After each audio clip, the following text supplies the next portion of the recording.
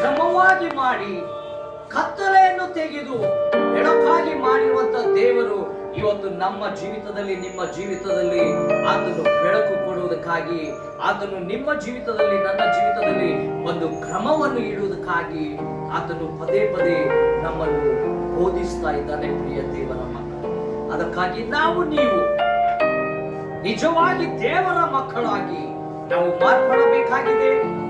ಸಮಯದಲ್ಲಿ ಒಳ್ಳೆಯ ಆಕ್ಟಿವಿಟೀಸ್ ನಾವು ಮಾಡುವಂತೆ ನಾವು ಮುಂದೆ ಬರಬೇಕಾಗಿದೆ. ಅದಕ್ಕಾಗಿ ಪ್ರತಿಯೊಬ್ಬರು ನಾವು ಈ ಸಮಯ ಕೊಡುವಾಗ ನಾವು ಒಂದು 1.5 hour ಕೊಡ್ತಾ ಇದ್ದೀವಿ, ಆದರೆ ಇದು ಬೆಲೆಯುಳ್ಳುವಂತದ್ದಾಗಿರಬೇಕು. ಇದು ವೇಸ್ಟ್ ಆಗದ ಹಾಗೆ ಸುಮ್ಮನೆ ಬಂದು ಕೇಳಿ ಹೋಗಂತದಲ್ಲ. ಇಲ್ಲಿ ಬಂದು ನಾವು ಒಂದು ಸಭೆಯಾಗಿ ಮಾರ್ಪಡೋಣ, ನಾವು ಒಂದು ಬೆಂಕಿಯಾಗಿ ಮಾರ್ಪಡೋಣ, ನಾವು ದೇವರ ಮಕ್ಕಳು, ಮಗಳಾಗಿ ಮಾರ್ಪಡಬೇಕು. ನಾವು ದುಷ್ಟ ಶಕ್ತಿಯನ್ನು ಓಡಿಸುವಂತ ಮಕ್ಕಳಾಗಿ ಮಾರ್ಪಡಬೇಕು. ನಾವು ಅನೇಕ ಆತ್ಮಗಳನ್ನು ಗೆಲ್ಲುವಂತ ಮಕ್ಕಳಾಗಿ ಮಾರ್ಪಡಬೇಕು. ನಾವು ಅನೇಕ ಆತ್ಮಕ್ಕೆ ಬೋಧನೆ ಕೊಡುವಂತ ಮಕ್ಕಳಾಗಿ ಮಾರ್ಪಡಬೇಕು. ನಾವು ಲೋಕಕ್ಕೆ ಬೆಳಕಾಗುವಂತ ಮಕ್ಕಳಾಗಿ ಮಾರ್ಪಡಬೇಕು. ಇವತ್ತು ನಿಜವಾಗಿ ದೇವರು ನಮ್ಮ ಜೀವಿತದಲ್ಲಿ ಇರುವುದಾದರೆ ನಾವು ಆಶೀರ್ವಾದದ ನಿಧಿಯಾಗಿ ಮಾರ್ಪಡುತ್ತೇವೆ. ಹಲ್ಲೆಲೂಯಾ. ಪದೇ ಪದೇ ಹೇಳ್ತಾ ಇದ್ದೀನಿ, ಕ್ರಮ ಬಹಳಷ್ಟು ಮುಖ್ಯವಾಗಿದೆ. ಅದಕ್ಕಾಗಿ ನಾವೆಲ್ಲರೂ ದೇವರನ್ನು ಕೇಳಿಕೊಳ್ಳೋಣ. ದೇವರು ಹೇಳಿದ್ದಾರೆ, ಯಾರಿಗೆ ಜ್ಞಾನ ಇಲ್ಲ ಕೇಳಿಗೆ ಹಂಗಿಸದೆ ಕೊಡುತ್ತೇನೆ. ಅದಕ್ಕಾಗಿ ನಾವು ಜ್ಞಾನವನ್ನು ಪಡೆದುಕೊಳ್ಳೋಣ.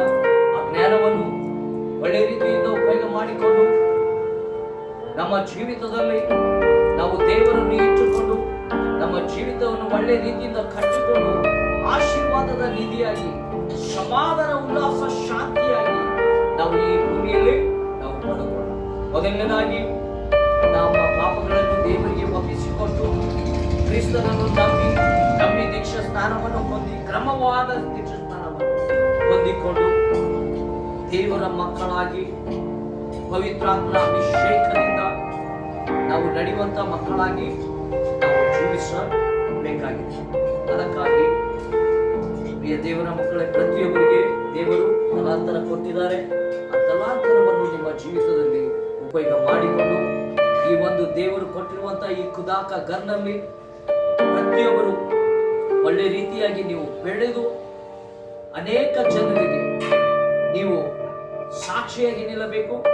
ಮತ್ತು ಈ ಸಭೆಯನ್ನು ಕಟ್ಟಲ್ಪಡಬೇಕು, ನೀವು ಕಟ್ಟಲ್ಪಡಬೇಕು.